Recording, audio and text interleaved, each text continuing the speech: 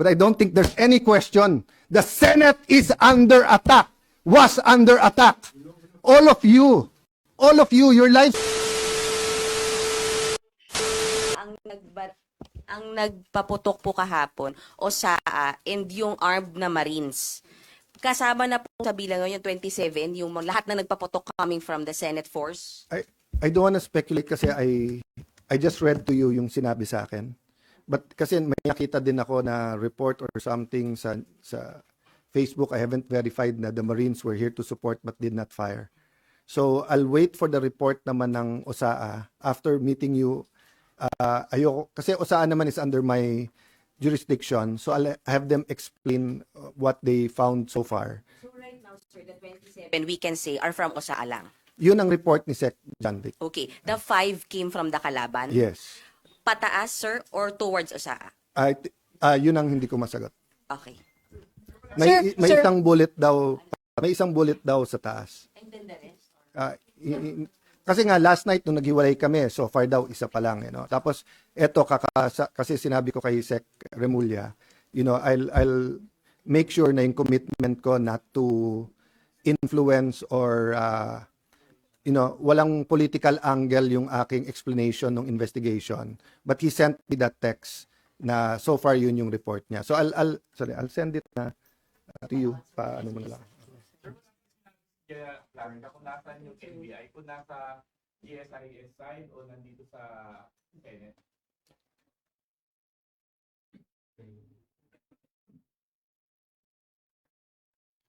Because nga meron ongoing investigation, I don't wanna speak details for details, but I'll just tell you what he told me last night nung kaharap niya yung police, na nakita nila na nakalagay doon yung letra and everything, and winorningan nila. But if I tell you more details than that, pati people will already think or speculate. So I'd rather tapusin nila. Ang sabi sa akin ni Sec. John Vic, binabacktrace nila. They got a lot of IDs. Sa the guy na bumalik, pinabalik daw siya para kunin yung bag. Puno ng maraming IDs sa bag. So they got his fingerprints, binabacktrace niya. When I left, they were bringing him to Pasay for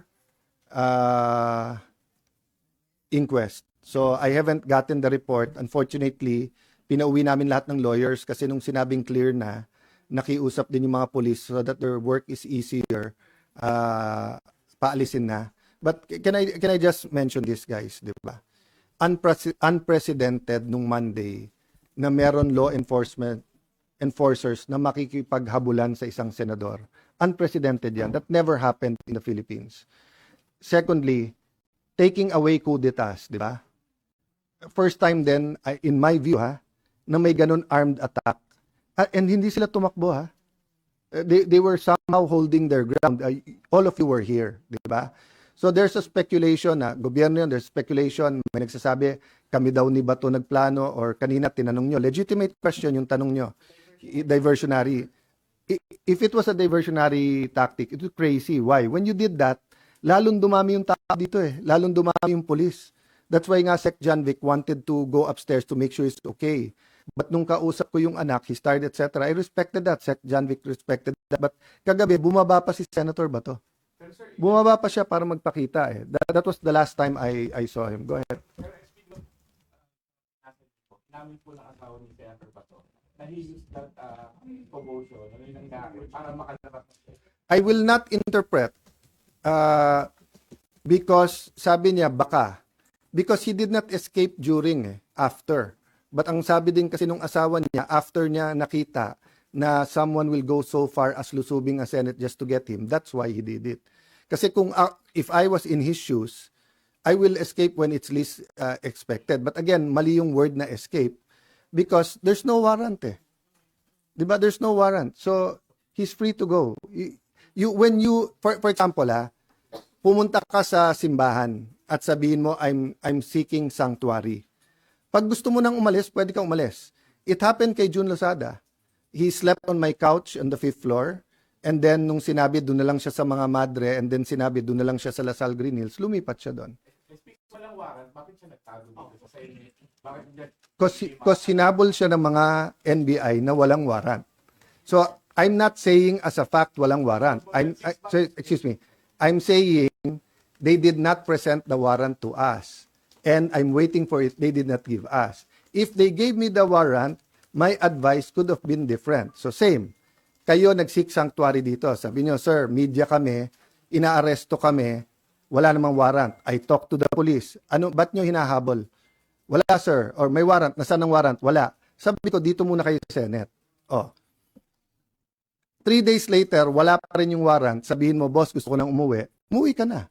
'Di ba? So that's the reality. Is it the best? I want him to attend each and every session. I want him to be there. I told him last night, Sen Bato, sana you can attend the impeachment.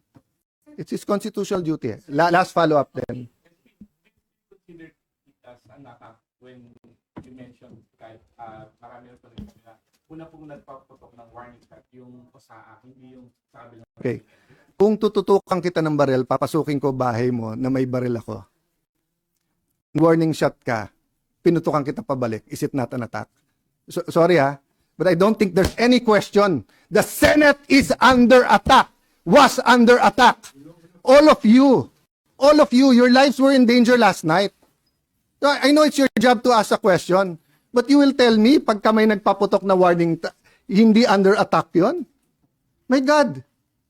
We're a democracy. This is the Senate of the Philippines. Please naman. Di ba?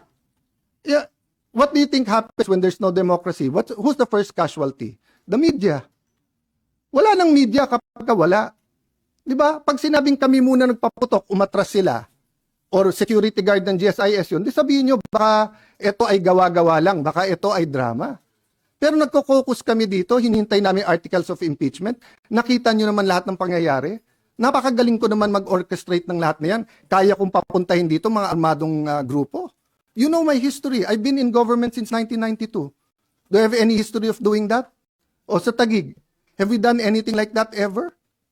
No, so, excuse me, I mean, I'm not taking offense at the question, but, you know, if you have any doubt, you're doubting our democracy, you're not doubting my statements. Ko lang, sir. Kalaban po, pwede na natin sabihin na, sir, sinabi kasi ni Senate Sec Dong Mendoza right after the shots were fired last night, na perceived NBI. Are you ready to say that na perceived NBI yung kalaban?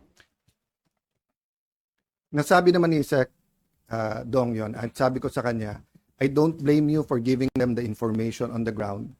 And Mayan, you ask the right questions. Tama yung direction nyo, etc. But I'll be very fair. When the president called to check how we are, and the president said, it's not government. It's not the AFP. It's not the PNP. It's not the NBI. Of course, he's a president. I'll give him the benefit of the doubt. I'll assume.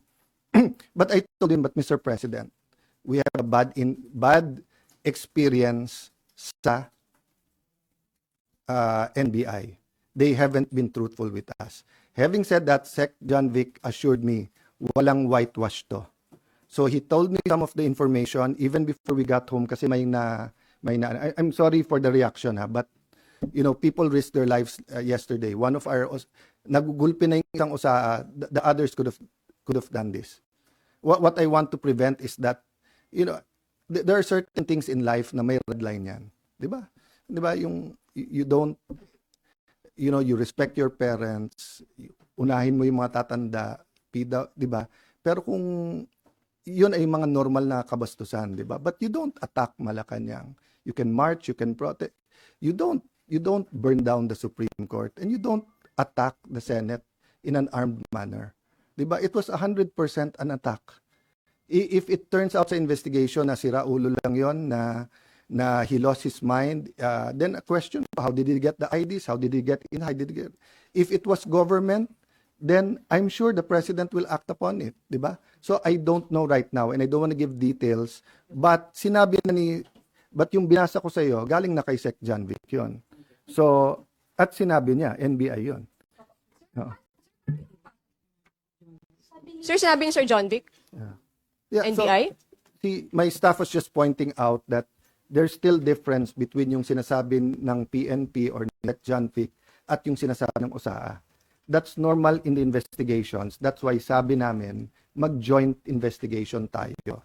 So far, I do not have a reason to not believe Sec. John Vic. Why? First, nung nakita yung bag at sinabing, pag nabalikan yan, mahuhuli natin or paamoy natin sa aso kung may barel, he didn't have to tell me that. But he did at may nahuli. Okay. Secondly, lahat ng request niya, pinagbigyan ko. Umikot yung mga police, disarm yung iba natin tao dito. Yung hiningi niya na isweep yung floor by floor. Yung hiningi niya na secure yung CCTV. Lahat ng mga hiningi ko sa kanya pabalik. CCTV nung kabila, nung GSIS, ibigay sa atin. Yung before he left, sabi ko, sir, step by step, keep us informed. So, but that's the problem nga, di ba? So, I'm hoping magkatugma lahat. So, sa report natin, ano yung...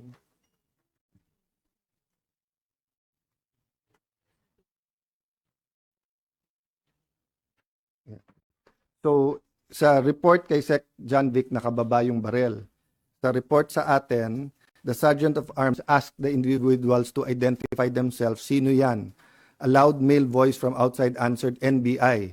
At that moment, one of the armed individuals was seen immediately raising and aiming a long firearm toward the direction of the QRT, PNP, and OSA personnel. The Sergeant at Arms ordered the individual to lower his firearms on the ground. The individual failed to comply, instead assumed a tactical position, prompting the Sergeant at Arms to fire warning shots, after which the exchange of gunfire followed. The exchange lasted approximately 3 minutes. So, siguro you could see why I was upset. Because yung Sergeant of Arms, hindi ako naglagay niyan, ha? I wasn't Senate President before this. I forget now kung si Senator Cheese or Senator Subiri, no? But he's a respected general, okay? And you don't get to be a respected general by being a cowboy or gung-ho na hindi ko lang gusto mukha mo, paputok na, di ba? So when he reported that, may assumption of regularity, but I told Sec. John Vic, if you want anyone to excuse themselves from the investigation because they themselves investigation, ako, kung gusto niyo ako imbestigahan, I will excuse myself from the investigation. So ganun kami ka-open para malaman nga natin. Because nga, you know, when you get used to something, it becomes regular. So because we got used to may nag-hold up sa mga kantong madidilim, parang pag news, sige news pero okay lang. So you remember the first time na may na-rape na 2-year-old or 3-year-old, how outraged everyone is? People are still outraged, but when people realize that Shabu does that to the mind, di ba? Parang nagiging normal sa iba eh, which we cannot allow to happen. So whether it's a heinous crime or an attack on the Senate, we cannot allow that to become the new normal. No, that's why until this point, di ba? I've been totally logical reason.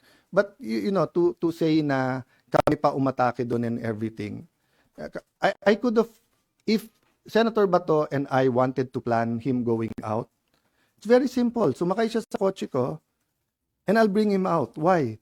Hindi naman siya under arrest eh. Diba? So I do not know why he did it that way. I haven't talked to him. Diba? But what I know is that he's not under arrest and hindi pa pinapakita hanggang sa amin ngayon ng NBI.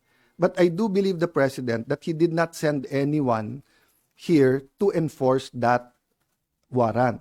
So ang question ko nga is, why were they here? And pag ikaw ay nakita na at sinigawan, even assuming tama, nakababa yung barel, nagpaputok ka sa taas, warning shot, what do you do? Don't you show your badge and put up your hands and leave? Bakit siya nagpaputok pabalik? Knowing this is the Senate. So, for me, you know, we really have to know the truth. And by the way, that's why the last statement I told Secretary John Vic and Chief PNP Nartates before they left is that please use all your powers in intelligence, in peacekeeping, etc., to make sure no untoward incident sa impeachment. Nung una nga, parang ang reaction, akala nila I was talking about government. No, sabi ko, I'm asking for your help, your expertise. Tell me what we need to do because nga, this simply cannot happen. You know, if that happens, people are gonna just keep pointing fingers. Sasabihin nung itim, gawa nung puti. Sabi nung puti, gawa nung itim. Sabi nung pula, gawa ng blue. Hindi tayo matatapos dyan. But I believe they're using forensic science to, the fingerprints, the CCTVs, and everything to get there.